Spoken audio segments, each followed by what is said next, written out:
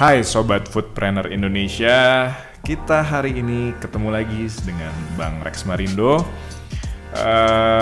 buat ngebahas hal-hal yang kelihatannya sih basic banget ya. Cuman pasti semua entrepreneur di tahap awal menghadapi pertanyaan-pertanyaan atau dilema-dilema ini gitu. Jadi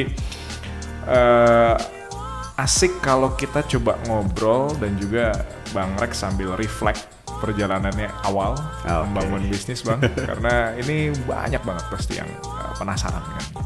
Yang pertama banget nih Bang ya, basic banget. Gimana sih sebenarnya mindset awal mau ngebangun bisnis gitu Bang ya? Karena mungkin kalau Abang mungkin udah jauh gitu ya di perlombaan ini gitu. Tapi kalau buat orang yang masih di garis start nih, ya kan penuh ketakutan di gitu. Belakang start malah. Bahkan di belakang start gitu loh. Penuh ketakutan, gimana sih mindsetnya sebenarnya Bang awalnya? Oke, mungkin gue cerita dulu. Awal banget gue berbisnis ya. Awal banget gue berbisnis. Jadi memang kita itu kalau ngelihat seseorang berbisnis ya, lu jangan lihat dia saat ininya. Ya belajarlah dan cari tahulah bagaimana dia masa lalunya ketika dia mau mulai bisnis. Nah itu banyak pelajaran yang kita bisa ambil dari situ sebetulnya gitu. Gue mulai bisnis sekitar 2003, 2004an lah waktu itu. Jadi gue pikir waktu gue masih kuliah tuh, gue pikir gue mau kerja nggak ya. Jadi akhirnya gue pikir kalau udah lihat bokap gue, lihat temen-temen dia yang lain gimana gitu, akhirnya gue memutuskan untuk gue mau jadi pengusaha aja deh. Karena gue pengen, kalau dulu sempet gue baca bukunya Robert T. Kiyosaki itu, wah gue pengen bebas finansial nih di umur di umur yang masih muda lah ya, seperti itu. Walaupun ya at the end pas perjalanan that's not that easy lah misalnya gitu ya. Nah jadi 2003-2004 itu gue mulai bisnis dengan kantor gue itu di kos-kosan gue sebetulnya. Jadi gue ngekos di daerah Cimbeluit, gue anak Parahyangan. Saat itu gue sewa kamar bawah itu sekitar 150.000. Nah itu kita jadiin kantor saat itu. Gue inget banget kok, cuman ada satu meja, satu komputer dengan modal minta nyokap bokap sih dengan beberapa teman gue saat itu. Salah satunya ya Danis ya yang sampai hari ini bareng gue gitu. Nah jadi di situ pertama kali kita memulai bisnis sebetulnya.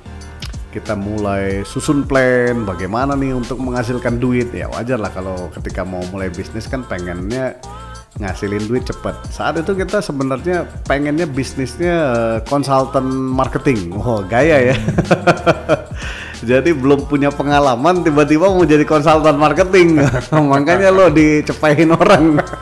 Tiap kali kita susun proposal, kita susun presentasi tebusan, kita datengin beberapa kafe-kafe itu di Bandung saat itu, rumah makan, hasilnya nol besar banget gitu. Karena ya basically kalau gue pikir sekarang wajar sih, karena lo tidak punya experience, lo tidak punya pengalaman, lo tidak punya ilmu yang cukup yang bisa meyakinkan target market lo dia pengen pakai lo.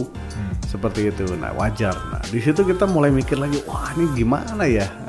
Jangan ngomong soal gaji ya, nggak ada gaji dan segala macam tuh jauh banget lah.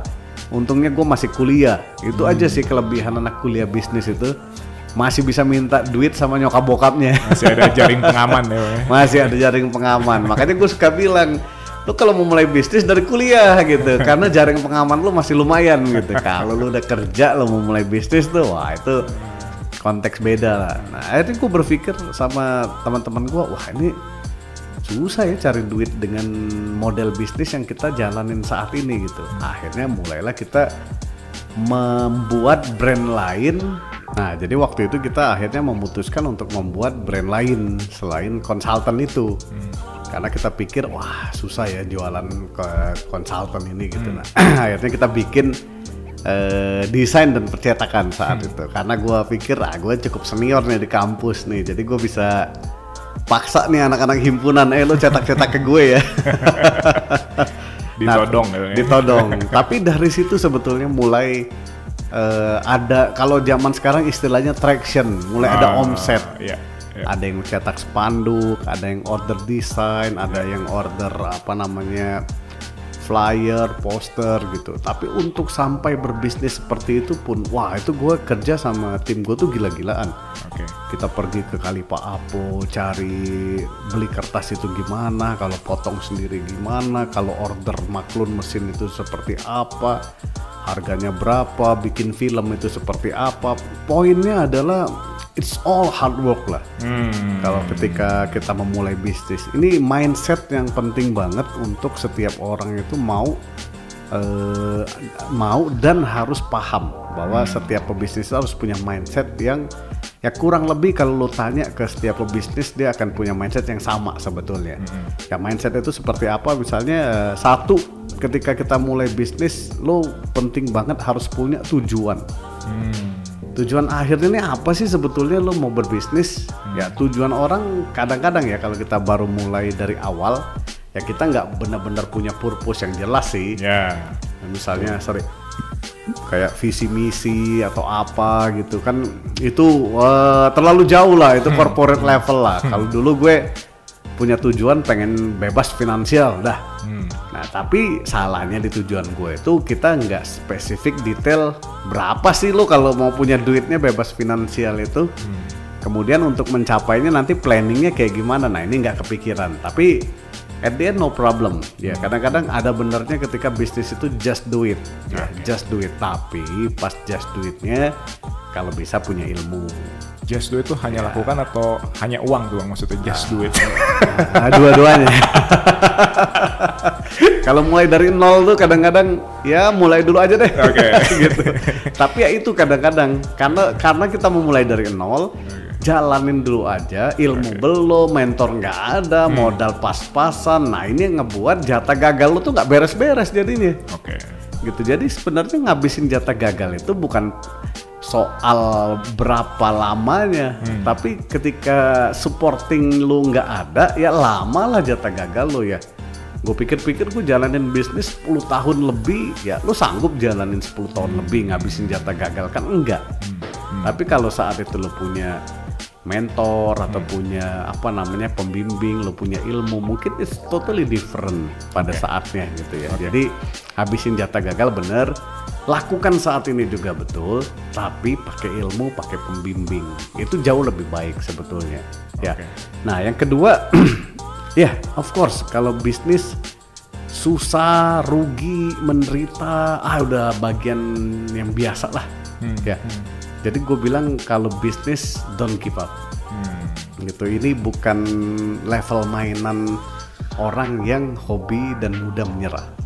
Ya, bisnis itu sudah mainannya orang yang kuat secara mental dan dia mau ngejalanin ini karena ini the way of their life lah. Seperti itu. Jadi lo rugi, oke, lo jalanin, lo susah, bahkan kalau lo utang lo ditagih-tagih. Gua ya pernah tuh gue punya utang, akhirnya gue harus gesek tunai lo untuk bayar gaji dan segala macam. That's common in business. Jadi nggak usah khawatir kalau lo saat ini kondisi lo seperti itu, banyak hutang, susah, bayar karyawan pusing dan segala macam. Guys, welcome to the club. Ya, that's a business actually. Jadi ya jarang ya orang yang bisnis yang dapat privilege ya. Baru tahun pertama dia bisnis, wah sudah jadi miliarder. Itu ya, 1 dari sejuta lah. 1 dari sejuta lah mungkin ada. Tapi sisanya ya welcome to the club.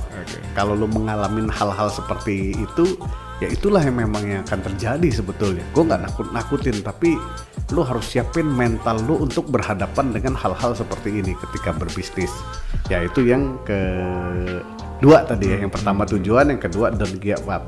Nah yang ketiga juga kerja keras. Nggak ada bisnis yang dibangun dengan kerja santai. Ya, even bisnis lo depan laptop.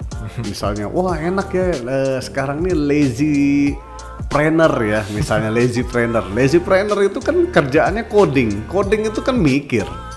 Ya bisa jadi nggak tidur dia semalaman gitu, pagi udah bangun lagi coding lagi. That's hard work, cuman beda aja. Yang beda kepalanya dia yang kerja keras sama jarinya. Nah kalau kayak gue dulu mungkin badannya kerja keras, bawa cetakan, antar cetakan. Gue tuh pergi ke Lembang, pergi ke Padalarang dan segala macem naik motor GL Pro-nya si Danis tuh udah biasa itu, panas, hujan, macet, pecah ban di tilang dan segala macam ya. Semua hal itu tuh memang harus dijalanin ya. Itu kuncinya sebenarnya ketika orang berbisnis itu ya kerja keras itu sih kalau menurut gua. Nah tapi alangkah bagusnya kerja keras ini ditambahin dengan kerja pintar. Ya kerja pintar bagus, tapi gua nggak ngeyakin orang kerja pintar nggak kerja keras. Betul. Itu dua hal yang saling berkait lah kalau menurut gua gitu. Nah jadi teman-teman pengusaha atau calon pengusaha, ya kalau untuk pengusaha, kalau lu pada level sekarang masih rugi, masih susah banget usaha lu, masih berat banget ngejalanin usaha ini, seolah-olah lu udah mau aduh gua apa off aja ya. Nah itu udah biasa. Gua juga ada momen-momen dimana gua berpikir kayaknya susah-susah amat ya jadi pengusaha ya. Gua kalau kerja ya kebetulan IP gue juga nggak jelek-jelek amat sih, dan channel keluarga gue juga bagus sebenarnya. Dipikir-pikir apa gue kerja aja. Ada momen-momen seperti itu sebetulnya. Tapi ya balik lagi, gue selalu berpikir oke, gue punya tujuan, gue pengen satu hari gue pengen bebas finansial di umur yang segini, dimana teman-teman gue mungkin satu hari masih kerja baca apa ya, kayak bokap gue misalnya. Gue pikir dia sampai pensiun pun ya ujungnya masih ya kerja terus sampai pensiun gitu ya. Nah jadi gue punya tujuan yang jelas, kemudian nggak gampang menyerah of course, karena gue udah tahu nih susah nih pasti pengusaha, udah tahu nih gue dari awal gue udah pasang mindset ini nggak akan enak nih, ini kerjaan maraton nih, maraton tuh nggak enak, 100 meter lari kencang capek beres. Maraton 42 kilo tuh bukan main tuh, gue udah pernah tuh 21 kilo maraton ya, 4,5 jam kapok gue juga gitu. Nah jadi lihat yang ketiga tadi hard work, ini mindset bisnis yang harus lo siapkan ya, teman-teman pengusaha harus siapkan ketika ngejalanin bisnis. Kalau lo lagi posisi seperti ini ya lo ingat kembali kenapa lo memulai bisnis ya. Tapi kalau ketika lo denger obrolan gini belum mulai usaha, siapin mental lo. Jadi jangan cepat menyerah nanti. Belum susah nih usaha. Ya elah baru 6 bulan doang bilang susah. Ada yang 10 tahun, ada yang 20 tahun, ada yang 30 tahun mungkin susah. Akhirnya dia bertemu dengan ya berliannya untuk berhasil. Seperti itu bro kira-kira. Oke, menarik banget. Kita gali lagi basic bisnisnya. So stay tune terus di Foodies Podcast.